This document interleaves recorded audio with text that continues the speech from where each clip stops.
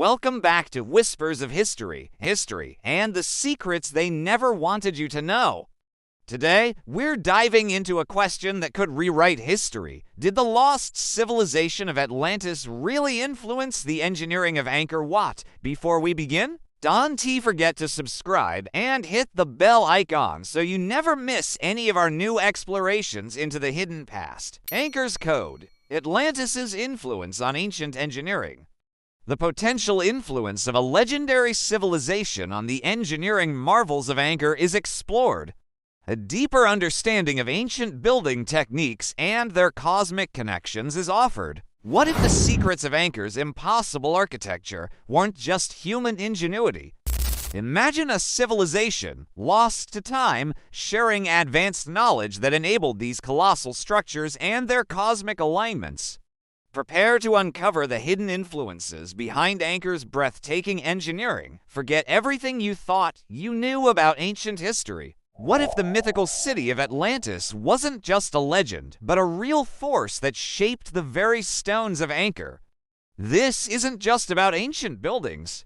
It's about a revolutionary discovery that rewrites our understanding of our past. I've spent years exploring Angkor, but one question always haunted me. How did they build this? Join me on a journey deep into the jungles of Cambodia as we decode the architectural mysteries and unearth the startling possibility of an Atlantean connection to Angkor's magnificent design. Deep in the heart of Cambodia, shrouded by thick jungle and marching centuries of time, stands a monument once thought impossible: Angkor Wat. Rising from a sea of green, its towers pierce the sky while endless corridors of intricately carved stone stretch into the mist. Even as roots and vines threaten to reclaim their prize, the stones persist, a lasting testament to grandeur on a scale almost unimaginable. To stand before Angkor Wat is to be dwarfed not just by size, but ingenuity. Each tower, gallery, and causeway is formed by colossal sandstone blocks, stacked and set with such precision that even today, it's hard to slip a blade between the seams. Some blocks weigh as much as 1.5 tons, and in all, the temple complex contains an estimated 5 to 10 million of them. The stones themselves were quarried nearly 25 miles away at Phnom Kulen and ferried without wheels or cranes over rivers, through forests, by a civilization guided only by will, muscle, and astonishing engineering acumen. The walls of Angkor Wat are alive with stories. Bas-reliefs stretch for hundreds of meters, recounting ancient battles and epic tales with a detail so fine every fold of a celestial dancer's robe, every feather of Garuda's wings, stands preserved in stone. Not only is the artistry breathtaking, but the sheer consistency and complexity kilometers of carvings, untouched by time's indifference. Yet, the marvel of Angkor Wat isn't only in its friezes and towers. Its original builders, the Khmer Empire at its zenith, designed a hydraulic city to sustain its people and monuments. They diverted rivers, built canals, and created vast reservoirs known as beres, some spanning over 5,000 acres. This immense water management system tamed seasonal floods and droughts, fed the crops, and supplied the thousands who worked and worshipped within the temple's shadow. Without powered pumps, every channel and basin had to be surveyed, dug, and maintained by hand, guided by nothing but astronomical observation and generations of accrued knowledge. It is this combination: breathtaking scale, minute precision, and technological daring that feeds the deeper mystery. How could a society without steel tools, pulleys, or modern mathematics conceive, let alone construct, such wonders? The answer, shrouded by time, lies somewhere between engineering, brilliance, and collective determination, fed by profound spiritual aims. Each stone of Angkor Wat is a silent witness to lost knowledge, to giants who moved mountains in the jungle. Even now, their secrets echo in shadowed halls, inviting us to wonder what is truly possible when dreams, ingenuity, and devotion converge. Beneath the ever-turning tides of myth and memory lies a persistent echo, a story of a lost world whose shadow still stirs the imagination of scholars and seekers alike. Atlantis. The name itself conjures visions of marble-pillared halls, shining with strange energies, now submerged beneath fathomless seas. Long dismissed as mere fantasy, the tale of Atlantis may, in fact, hold within it the vestiges of a forgotten history, one that speaks to the rise and fall of an advanced civilization, its achievements etched into the very stones and stories left scattered across continents. First chronicled in the dialogues of Plato almost 2.5 millennia ago, Atlantis is portrayed not as a land of pure legend, but as a mighty and technologically sophisticated society. Its people, he wrote, mastered agriculture, built elaborate temples, harnessed energy from mysterious sources, crystals, and sun beyond the reach of those who came after. Mainstream history often regards these descriptions as literary allegory or philosophical metaphor. Yet, intriguing questions rise when we examine the puzzle pieces left behind in our world. Thousands of miles from Greece, deep in the jungles of Cambodia, stand the ruined marvels of Angkor. The scale of Angkor Wat, the precision of its stone work, and the sophisticated water management systems suggest capacities that seem, in the context of their time, little short of miraculous. Massive blocks, some weighing tons, are arrayed with mathematical accuracy. Networks of canals and reservoirs engineer the very landscape, hinting at knowledge both practical and profound. It is here that rumors and research occasionally meet. Some propose that the legendary Atlantean crystal power echoes, in distorted form, technologies lost to time yet hinted at across distant cultures. Ancient Sanskrit texts reference enigmatic Vimanas machines, capable of flying or traversing water, while Egyptian lore speaks of powerful devices involved in constructing the Great Pyramids. Are these mere metaphors, or do they reflect garbled memories of universal ideas of energies harnessed in ways we are only beginning to understand?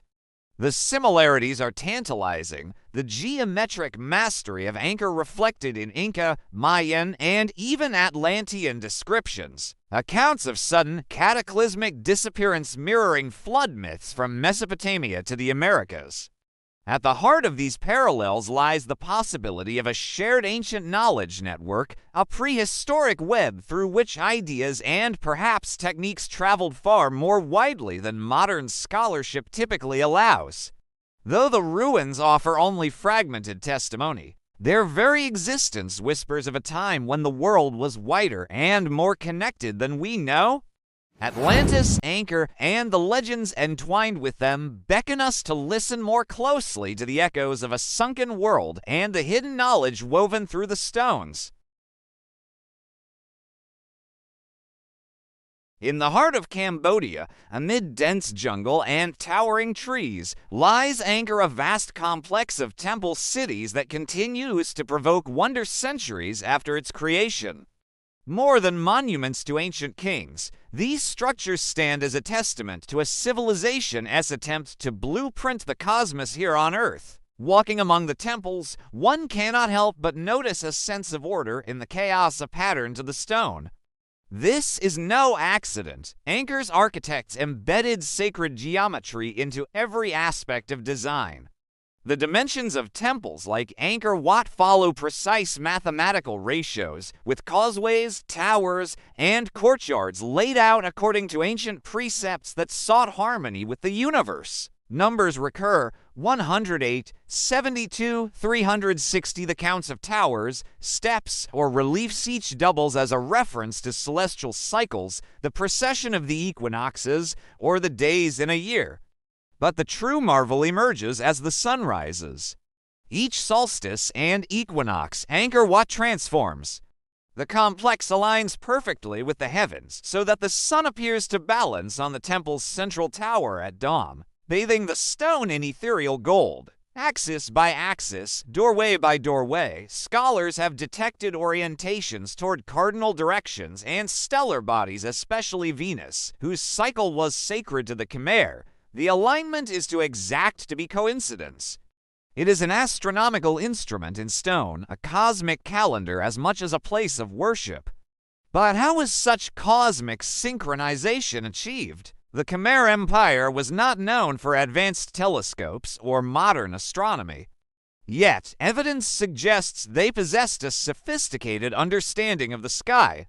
Through generations of observation, perhaps using nothing more than sighting posts or marked pillars, priests and architects recorded the sun's path, the play of shadows, the dance of stars. These observations evolved into precise plans, etched into stone on a scale both ambitious and exacting.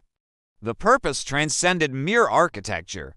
Many scholars propose these alignments were not only for tracking time, but for harnessing what the builders perceived to be cosmic energies. Ancient texts and bas-reliefs hint at a worldview in which the temple was a mandala microcosm designed to channel spiritual power, forging a link between the king, the people, and the heavens above. The celestial choreography of Angkor remains only partly understood. Did the Khmer seek power, immortality, or communion with something greater? We may never know the full answer, but each alignment, each geometric proportion, is a silent reminder that Angkor was more than stone. It was humanity's attempt to reach for the stars, to anchor the infinite right here on Earth. For centuries, the sprawling stone temples of Angkor have captivated archaeologists and travelers alike, towering above the Cambodian jungle. These silent giants are often described as the crowning achievement of the ancient Khmer Empire, a testament to what human dedication, artistry, and ingenuity can accomplish. But what if the story we've accepted is only part of the truth? What if, beyond the orthodoxy, mysteries remain unsolved and narratives left unquestioned? Mainstream archaeology tells us Angkor was built by the Khmers between the 9th and 15th centuries.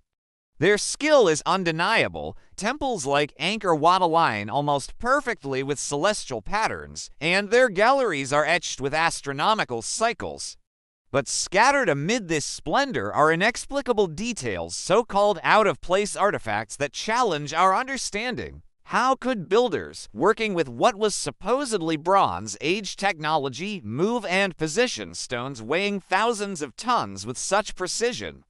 What of carvings and motifs that resemble flora and fauna not native to Southeast Asia? Or accounts insisting that construction techniques exceeded those seen elsewhere in the ancient world? Some alternative scholars propose that Angkor was not solely the product of Khmer innovation. One theory suggests the influence of a lost civilization, a people armed with advanced knowledge whose memory faded into myth.